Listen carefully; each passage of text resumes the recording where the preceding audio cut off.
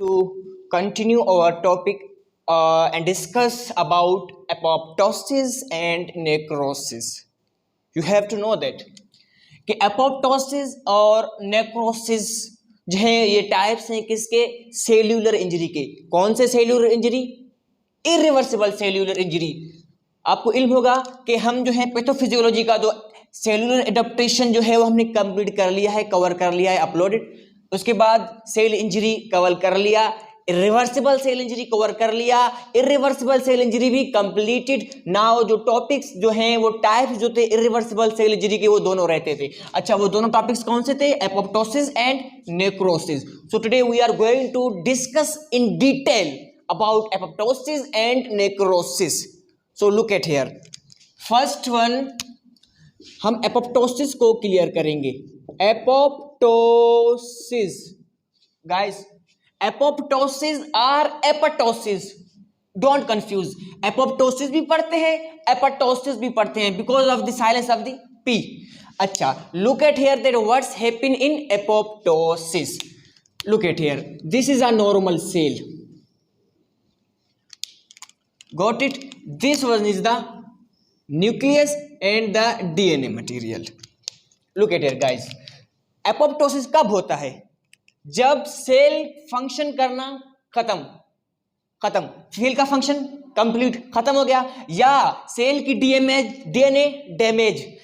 Damage हो गया, तो अब सेल के लिए कोई भी फर्दर यानी इन्वायरमेंट नहीं रहेगा कि उसे फंक्शन करना चाहिए या उसका स्ट्रक्चरल मेंटेन होना चाहिए, बिकॉज उनकी जो दो इंपॉर्टेंट चीजें थी उसकी फंक्शन कंप्लीट हो गया है, डीएनए डैमेज हो गया है। So now cell will going to suicide. अच्छा, how it will going to suicide, कैसे? Look at here, you know that there are caspases enzymes. Caspase enzymes are there in cytoplasm of the cell. Caspase 1, 2, 3, 4 and further. Look at here. Then what's happen in apoptosis? Apoptosis में cell की suicide होती है? जी बिल्कुल होती है। किस तरह? दो तरीके से, एक एक्सट्रिंसिक पाथवे से, गोट इट, एक एक्सट्रिंसिक पाथवे से, number one. Number two, intrinsic pathway से, गोट इट। एक एक्सट्रिंसिक पाथवे से सेल की डेथ होती है, दूसरी इंट्रिंसिक पाथवे से सेल की डेथ होती है। आइए देखते हैं कि एक्सट्रिंसिक पाथवे से सेल की डेथ कैसे होती है और इंट्रिंसिक पाथवे से सेल की डेथ कैसे होती है। सेल की डेथ किस तरह होती है? इंट्रिंसिक पाथवे से, एक्सट्रिंसिक पाथवे,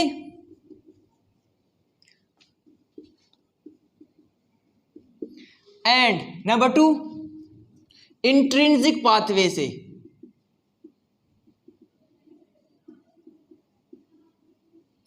लेकिन मजीद जो है इन एक्सट्रिंसिक पाथवे के भी दो पाथवेज हैं, फेसेस हैं, इंट्रिंसिक पाथवे के भी दो फेसेस हैं। Look at here, extrinsic pathway के कौन से फेसेस हैं?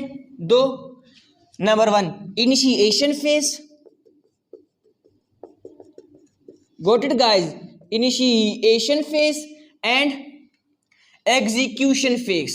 Look at here, execution face, got it. इसी तरह इंट्रिंसिक पाथवे के भी दो फेसेस हैं। कौन कौन से हैं? Look at here, initiation face and number two execution face. Execution phase. Look at here, what's happen in initiation phase and execution phase of the extrinsic pathway, and what's happen in execution phase and initiation phase of the intrinsic pathway. So now we are going to detail. Look at here,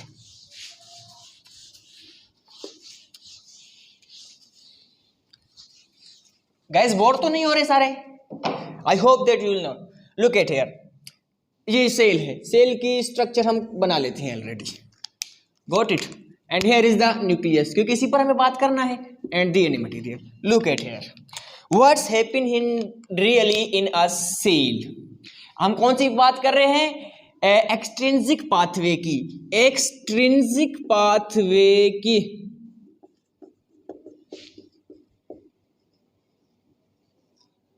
extrinsic pathway की कर रहे हैं। अच्छा, पहले हम discuss करेंगे दोनों के इनिशिएशन फेज को। एक्सट्रिंसिक पाथवे की भी इनिशिएशन फेज को डिस्कस करेंगे और एक्सट्रिंसिक पाथवे की भी इनिशिएशन फेज को डिस्कस करेंगे। देन हम दोनों के एग्जीक्यूशन फेसेस को कंबाइंड करके डिस्कस करेंगे, क्योंकि एग्जीक्यूशन फेसेस जो दोनों होते हैं उन्हीं में एक ही चीज होता है। सो दैट्स व्हाई उन्हें बाद में हम डिस्कस करेंगे। सो look at here, what's happen in extrinsic pathway. Extrinsic pathway में क्या होता है कि जब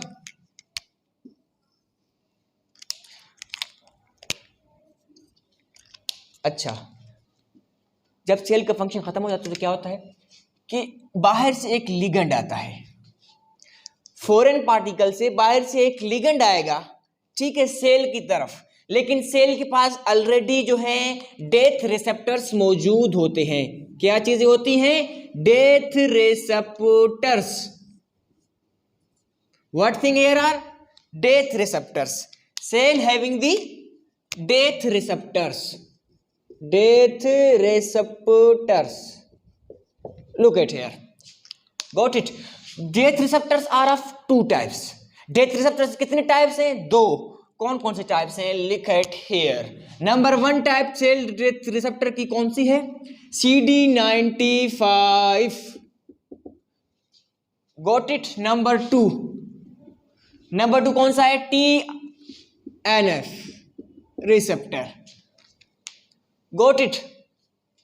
अच्छा, ऊपर से एक लिगेंड आया। क्या आया? लिगेंड, यानी सिग्नल आ रहा है सेल की तरफ। सेल की तरफ सिग्नल आ रहा है। सेल की तरफ जब सिग्नल आएगा देन क्या होगा कि सेल की जो रिसेप्टर है, इन दोनों में से कोई एक, CD95 प्रोटीन में से या TNF में से कोई एक आएगा। इसके साथ क्या होगा? डेथ। क्या होगा ये? लिगेंड क्या होगा? कंबाइंड। लिगेंड क्या होगा? कंबाइंड हो जाएगा। Got it? लिगेंड कंबाइंड हुआ, that's one. What happened then? Ligand combined हुआ, जुड़ गए। अच्छा, ये जो जितने भी रिसेप्टर्स हैं यहाँ पूरे सेल में, या जहां आकर इकट्ठे हो जाएंगे, यानी यहां पर आके जमा हो जाएंगे डेथ रिसेप्टर्स। और ये जो लिगेंड जो है वहां पर जमा होने के बाद क्या करेंगे? इधर इस जगह पर एक डोमेन बनाएंगे। क्या बनाएंगे? Domain. Make a domain. Got it? जब डेथ रिसेप्टर्स ने लिगेंड को जोड़ लिया, कंबाइंड किया, उसके पास डेथ रिसेप्टर्स इकट्ठे हो गए, जमा हो गए एक जगह पर, और डोमेन भी बन गया। अब then what's happened really? Domain बनने के बाद यहां पर मैंने कहा था कि केस्पेसेस एंजाइम्स हैं। जब डोमेन बनेगी तो डोमेन को क्या करेगी? उसके बाद जो है केस्पेस 8 जो है, केस्पेस 8 उसको क्या करेगी? एक्टिवेट करेगी। केस्पेस 8 को एक्टिवेट करेगी। Got it? अच्छा, केस्पेस 8 पहले क्या था? प्रो केस्पेस था। Got it? केस्पेस 8 पहले प्रो केस्पेस था। जितने भी केस्पेस दीज आर प्रो केस्पेसेस। जब उन्हें कोई चीज एक्टिवेट कर देता है देन वो केस्पेस में तब्दील हो जाते हैं, यानी caspase 8 is activated here. Look at here, caspase 8 activated, यानी एक्सट्रिंसिक पाथवे जो था एपोप्टोसिस का, उसका इनिशिएशन फेज कंप्लीट हुआ इधर। Got it? Caspase initiation phase में क्या हुआ? Caspase 8 activated. अच्छा, look at here that what's happen in the initiation phase of the extrinsic pathway. Intrinsic pathway, sorry. अच्छा, एक्सट्रिंसिक पाथवे क्लियर हो गया। अब है इंट्रिंसिक पाथवे। पहले हम इंट्रिंसिक पाथवे की किसको क्लियर करेंगे? इनिशिएशन फेज को क्लियर करेंगे कि आया इंट्रिंसिक पाथवे की इनिशिएशन फेज में क्या होता है।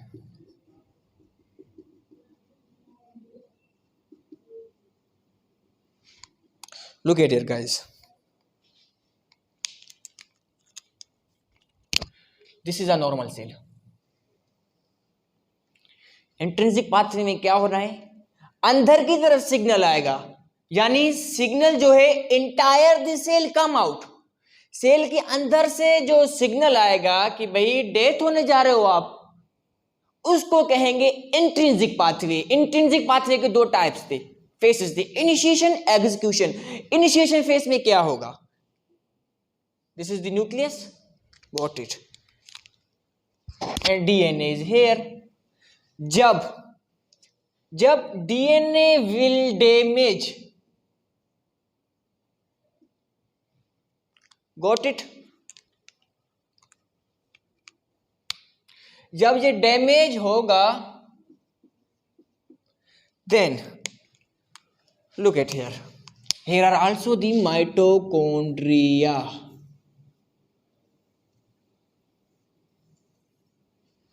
You know that mitochondria is double layered, and absolutely you know, look at here, got it? The mitochondria is double layered.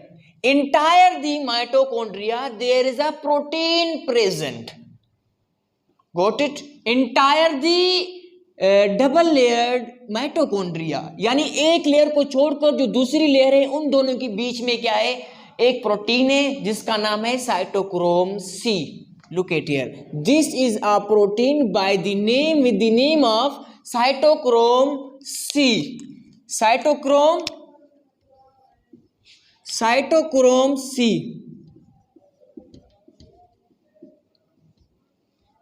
Got it? अच्छा, साइटोक्रोम सी मौजूद है माइटोकॉन्ड्रिया में। ऑब्वियसली साइटोक्रोम सी को बाहर निकलने से क्या चीज, मेम्ब्रेन तो ऑलरेडी कर रहा है सिक्योरिटी, लेकिन there are two security guards जिसको कहते हैं एंटी एपोप्टोटिक बॉडीज। क्या कहते हैं ये? This is the transit of the mitochondria, here are two guards present.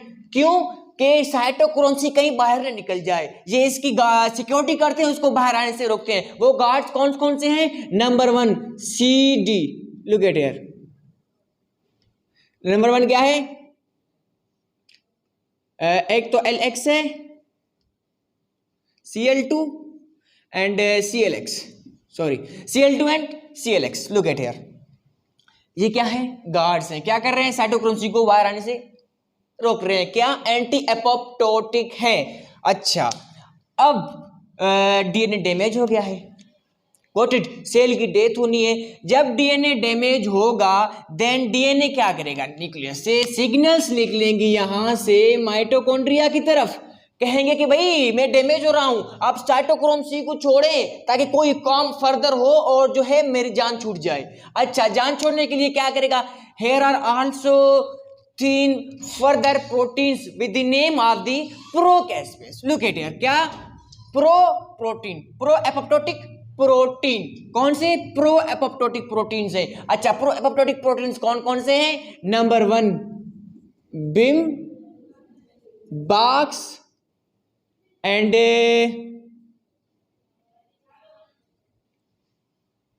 बाक। अच्छा, क्या होगा? ये जो 3 जो गार्ड्स हैं ये हैं प्रो एपोप्टोटिक और ये हैं एंटी एपोप्टोटिक। अच्छा, ये जो प्रो एपोप्टोटिक गार्ड्स जो हैं ये क्या करेंगे? ये जो हैं इनको रिप्लेस करेंगे, ठीक है? प्रो एपोप्टोटिक बॉडीज क्या करेंगे? एंटी एपोप्टोटिक को रिप्लेस करेंगे। जब ये दोनों रिप्लेस हो गए then there is no guard, there are no guards, then cytochrome C easily can come out from the mitochondria. जब गार्ड्स रिप्लेस हो जाएंगे इनकी तरफ से then cytochrome C will come out. Got it guys? cytochrome C बाहर आएगा और cytochrome C जो है प्रोकेस्पेस 9 को एक्टिव कर देगा। किसको? साइटोक्रोम सी प्रोकेस्पेस 9 को, प्रोकेस्पेस 9 को एक्टिव करेगा। किस फॉर्म में? केस्पेस 9 की फॉर्म में। जब केस्पेस 9 एक्टिवेट हो गया then here the initiation phase of the intrinsic pathway will complete. क्यों? साइटोक्रोम सी बाहर आया, साइटोक्रोम सी ने केस्पेस 9 को एक्टिवेट कर दिया और इनिशिएशन फेज में एक्सट्रिंसिक पाथवे में क्या आया? साइटोक्रोम सी नहीं आया, वो इसी में आया। उससे पहले क्या हुआ कि बाहर से लिगेंड आया, ठीक है, लिगेंड के बाद डोमेन बना, डोमेन बनने के बाद के स्पेस एक्टिवेट हो गया। कौन सा के स्पेस एक्टिवेट हुआ? के स्पेस 8। अच्छा, के स्पेस 8 एंड के space 9 were activated. Now what will happen here?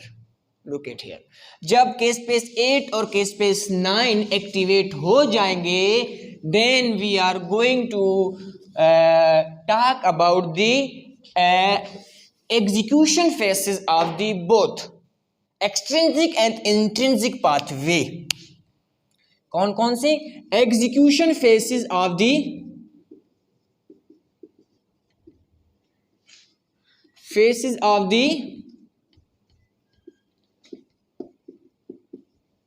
both extrinsic and intrinsic pathway। extrinsic and intrinsic pathway। intrinsic pathway, you know that के स्पेस एक्टिवेट, कौन सा? के स्पेस 8 वर एक्टिवेटेड, के space 9 was also activated। now they what did do? look at here, ये दोनों क्या करेंगे? Further के स्पेस 3 एंड के स्पेस 7 को एक्टिवेट करेंगे। किसको? के स्पेस 3 को और के स्पेस 7 को एक्टिवेट करेंगे। कहां पर? साइटोप्लाज्म। किसकी साइटोप्लाज्म? सेल की साइटोप्लाज्म में। जब के स्पेस 7 और 3 एक्टिवेट हो जाएंगे, देन ये क्या करेंगे? Then they will activate the all caspases. Got the point? जब के स्पेस 8 और के स्पेस 9 एक्टिवेट हो गए, तो के स्पेस 8 और के स्पेस 9 ने क्या किया? के स्पेस 3 एंड के स्पेस 7 को एक्टिवेट कर दिया। अच्छा, के स्पेस 3 के स्पेस एक्टिवेट हो गए। अब फर्दर के स्पेस 7 एंड के स्पेस 3 एक्टिवेट करेंगे। किसको? दूसरे जो के स्पेसेस हैं उनको एक्टिवेट करेंगे। क्यों एक्टिवेट करेंगे? कि सेल की डिग्रेडिंग स्टार्ट हो जाए। जब सेल की डिग्रेडिंग स्टार्ट हो जाएगी, then what will happen? Then obviously the apoptotic bodies will formed. क्या होगा? एपोप्टोटिक बॉडीज फॉर्म्ड हो जाएंगी। के स्पेस 3 और के स्पेस 7 के बाद क्या होगी? Apoptotic bodies. Look at here guys, apoptotic bodies will formed. Got it guys? अच्छा, लुक एट हियर, जब एपोप्टोटिक बॉडीज फॉर्म्ड हो गई, बन गई, then what will further happen? Look at here, अब क्या होगा? एपोप्टोटिक बॉडीज जब बन जाएंगी, then obviously this is a extra material. अब एक्स्ट्रा मटेरियल को जाना है, इनगुल्फमेंट इनकी होनी है, then what's happen? Then the phagocytosis will happen. Look at here, क्या होगा? फेगोसाइटोसिस। क्या होगा? फेगोसाइटोसिस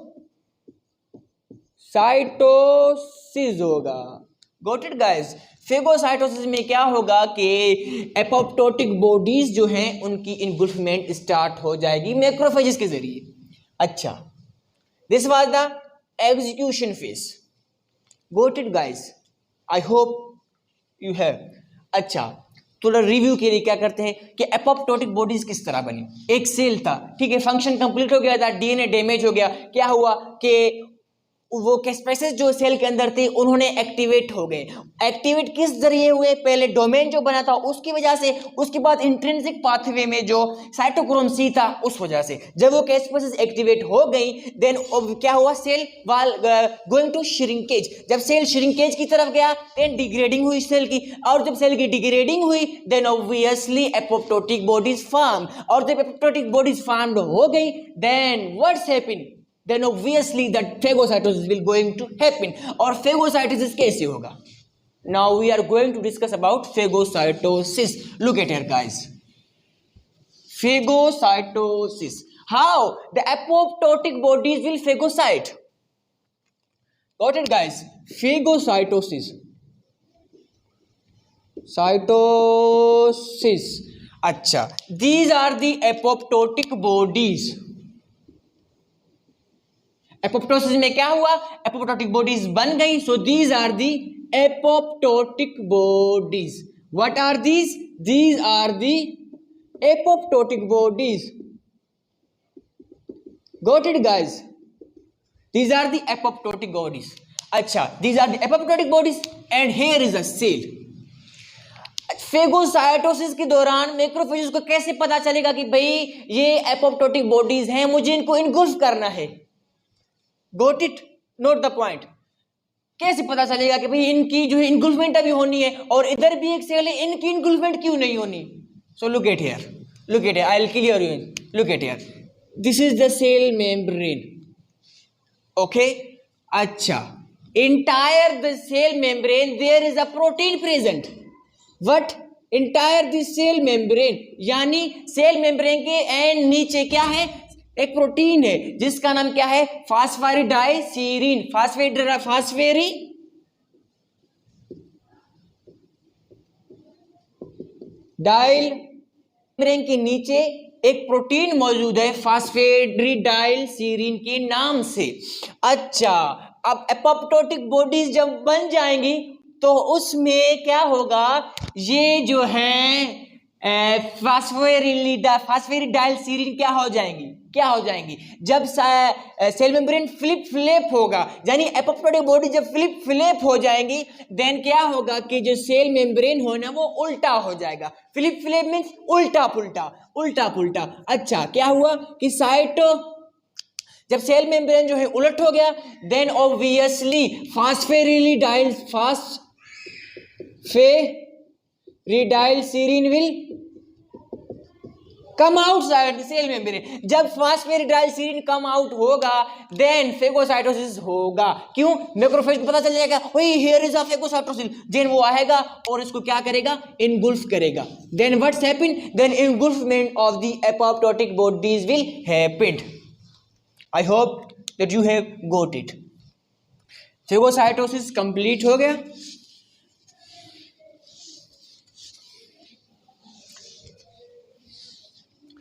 अच्छा स्टूडेंट, समझ में आ गया एपोप्टोसिस के एपोप्टोसिस में क्या हुआ था. For your review in a minute, look at here. Apoptosis में क्या हुआ कि भाई सेल के अंदर से डीएनए डैमेज हुआ, ठीक है, फंक्शन कंप्लीट हुआ. जब फंक्शन कंप्लीट हुआ तो क्या हुआ, एक लिगेंड बाहर से आया. लिगेंड जब बाहर से आया तो यहाँ पर क्या थे, डेथ रिसेप्टर्स मौजूद थे. जब वो डेथ रिसेप्टर्स मौजूद थे तो वहां से जब लिगेंड आया किसी एक रिसेप्टर में, गॉट इट, किसी एक रिसेप्टर में बाइंड हो गया.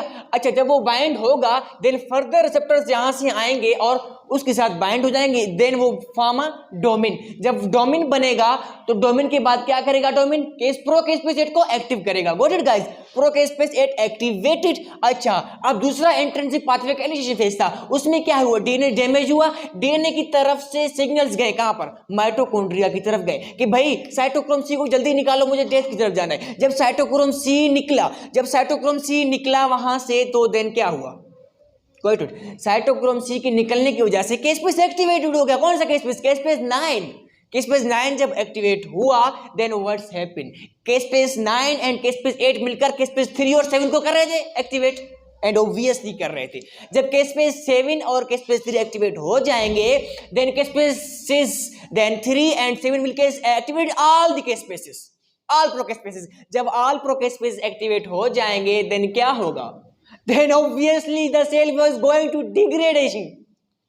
then क्या होगा, सेल की डिग्रेडेशन स्टार्ट होगी. जब सेल डिग्रेडिंग हो जाएगी और जब डिग्रेड होगा देन ऑब्वियसली एपोप्टोटिक बॉडीज बन जाएंगी, और एपोप्टोटिक बॉडीज जब बन जाएंगी देन क्या होगा, फेगोसाइटोसिस होगा. अच्छा, फेगोसाइटोसिस हो गया. Note here that in apoptosis there will no any inflammation.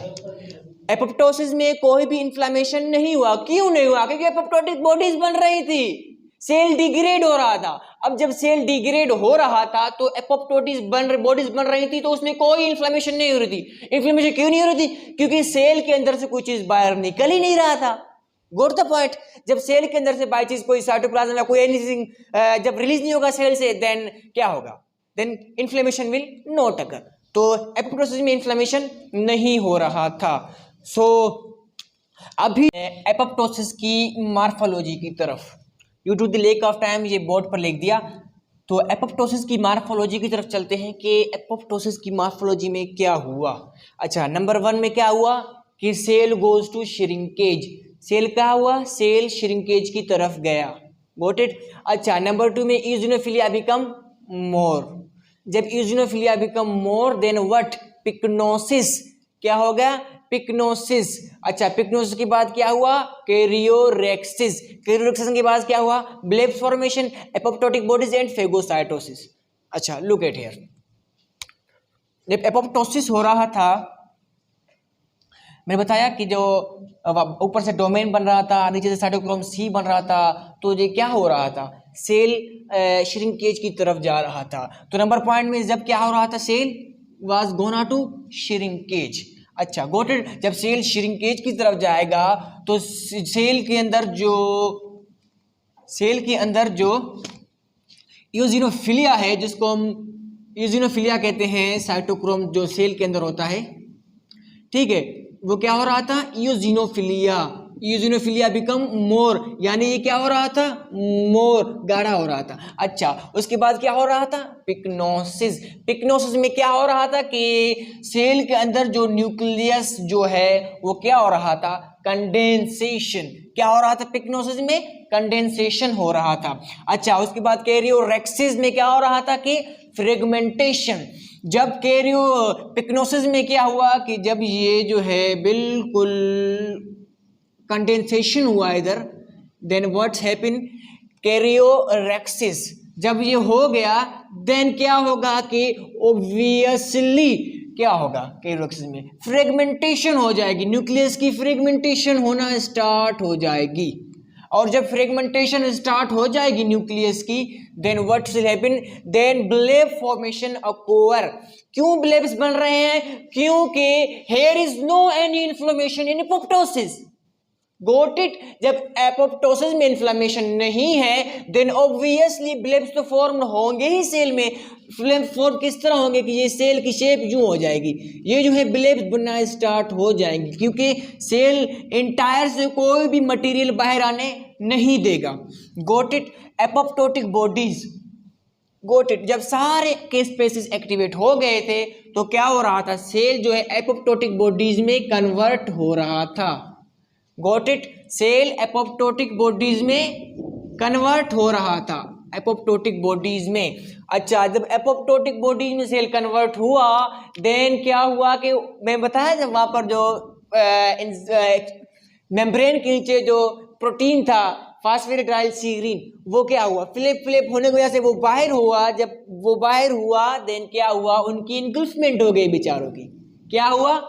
इनगल्फमेंट हो गई। तो यानी यहाँ पर सेल की डेथ हो गई। अच्छा, आया ये सेल कोई WBC RBC भी हो सकता है। क्यों RBC क्यों हो सकता है? क्यों? क्योंकि इतने सेल्स हैं सारे, इन सब में के बीच में एक सेल की अगर डेथ हो तो ये होगा एपोप्टोसिस। देन अगर हम ये कहें कि भाई ये जो है एक RBC है, इसका काम कंप्लीट हो गया था इसीलिए इसकी डेथ होने को जा रही थी। Got it? And absolutely you have got it.